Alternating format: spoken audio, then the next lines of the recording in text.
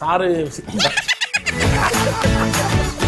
Dubbing ఎప్పుడు నాది నేనే నవ్వుకున్నా సార్. మీ యాక్టింగ్ మీరు నవ్వుకున్నారు. ఇప్పుడు నవ్వుతుంది. నా డౌట్ జనం నవ్వరు.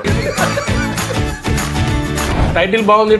టైటిల్ లోగో కూడా నాకు ఫస్ట్ మీ యాక్షన్ గురించి చెప్పే టైటిల్ లోగో 20% క్రియేటివిటీ 80% మేనేజ్మెంట్ చాలా మేనేజ్ బాగా చేసి మీరు పక్క కూర్చున్నప్పుడు నర్వస్ ఉంది సార్ యాక్చువల్గా. కాదు ఈయన ఏదో ప్రిపేర్ ఇచ్చారు చెప్పండి. ఈ కాలు కొద్దిగా ఆపరేషన్ అయింది సార్. కొద్దిగా లెగ్మెంట్ అయింది. నేనే మెయిన్ మీరే విలన్ అన్న, మెయిన్ విలన్ మీరే. ఎవడక్క చెప్పలేదా నువ్వు? అన్న మర్చిపోయారా మీరు? తర్వాత 2 రోజులు కదలేదు. కానీ యాక్చువల్లీ గుర్తుంటాయి, నచ్చిన గుర్తుంటాయి.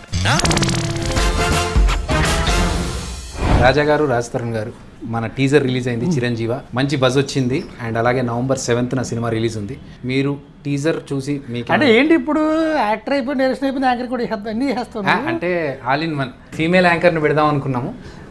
ఫీమేల్స్ కంటే నువ్వు అందంగా ఉన్నావు బాబోయ్ అంత లేదు, అంటే నేను ఫీమేల్ లాగా చూసారా సార్ ఎప్పుడు కూడా.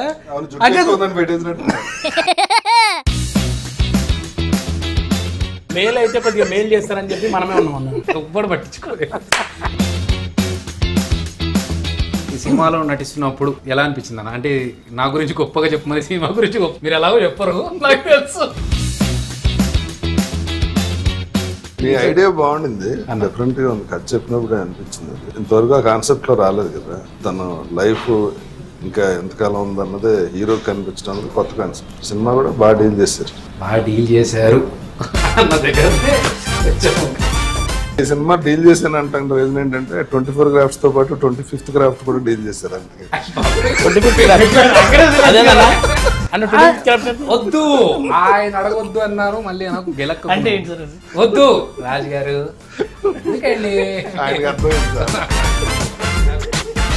నేను ఎన్నో ఏళ్ళ నుంచి సినిమా ఇండస్ట్రీలో ఉన్నానా. నాకు పెద్దగా గొప్పగా ఎప్పుడే పేరు రాలేదు. తిరుగుతున్నా అన్ని సినిమాలు. జబర్దస్త్ వల్ల గడ్డం నవీన్ బయటపడ్డాడు. అక్కడ అదిరేపన్న బయటికి తీసుకొచ్చాడు గడ్డం నవీన్ అని. ఇప్పుడు మళ్ళీ సినిమాలో